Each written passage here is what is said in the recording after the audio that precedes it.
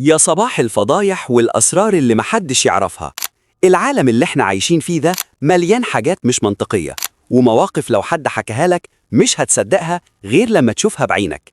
النهاردة هنشوف بشر بيمشوا على نار قايدة ولا كأنهم على شط بحر، وهنشوف بنت جسمها بيتحرك بطريقة تخالف قوانين الطبيعة.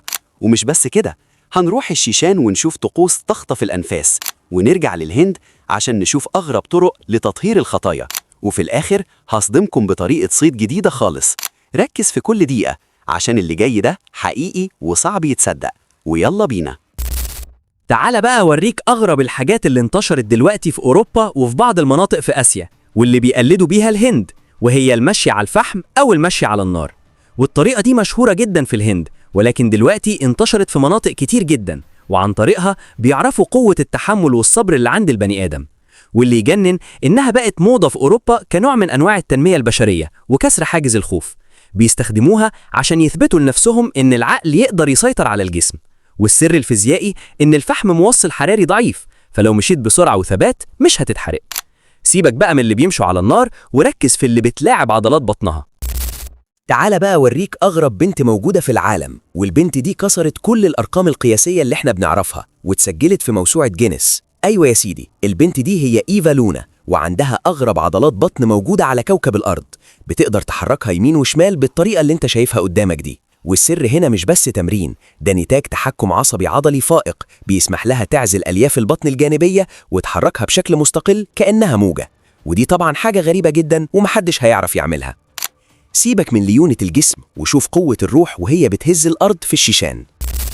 تعالوا بقى النهاردة نروح الشيشان ونشوف أغرب الطقوس الدينية اللي موجودة هناك، واللي بتتعمل كل سنة وتحديداً في أيام عاشوراء.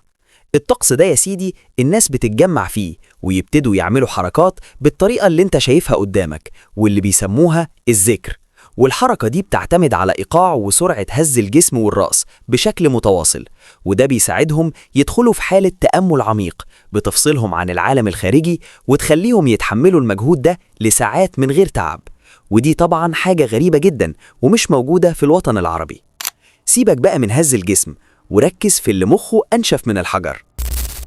تعال بقى أوريك التقيل، وانسى أي حاجة شفتها وركز في اللي بيحصل قدامك. احنا في قلب الهند، والناس واقفة طوابير مش عشان ياكلوا، لا، دول واقفين عشان جوز هند يتكسر فوق نفخهم. والطقس ده اللي اسمه آدي بيروكو بيعتبروا فيه إنك كل ما تستحمل خبطة الثمرة الناشفة دي على دماغك من غير ما تتهز، كل ما كانت تضحيتك أكبر والرزق اللي جيلك أكتر. متخيل الوجع؟ مية جوز الهند اللي بتشوفها دي بالنسبة لهم هي مية التطهير اللي بتمسح الذنوب، وطبعا المنظر ده يخلي الواحد يحمد ربنا على نعمة العقل. سيبك بقى من تكسير الدماغ في الهند وتعالى شوف أغرب لقطة ممكن تقابلها في حياتك. تعال بقى نشوف أغرب عملية صيد موجودة في الهند. طبعا كلكم عارفين معنى كلمة صيد، يعني سمك وحيوانات، ولكن في الهند الموضوع اختلف، ودلوقتي بيصطادوا الخشب من المية. الناس بتقف على الكوبري، والخشب اللي بيبقى موجود في المية الناس بتصطاده بالطريقة اللي انت شايفها قدامك.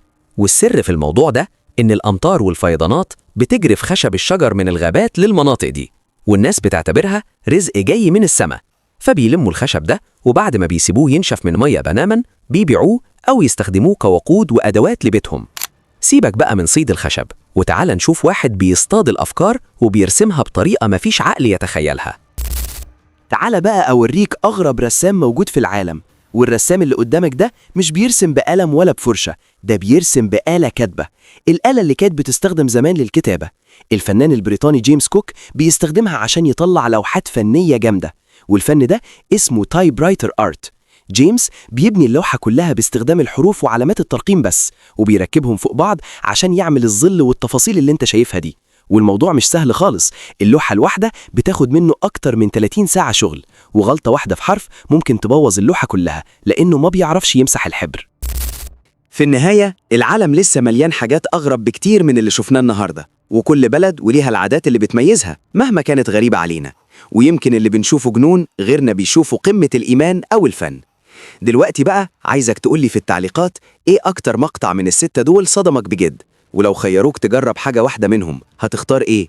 وما تنساش لو عجبك الفيديو تعمل لايك وتشترك في القناة عشان لسه اللي جاي أغرب. أشوفكم الفيديو الجاي على خير، سلام.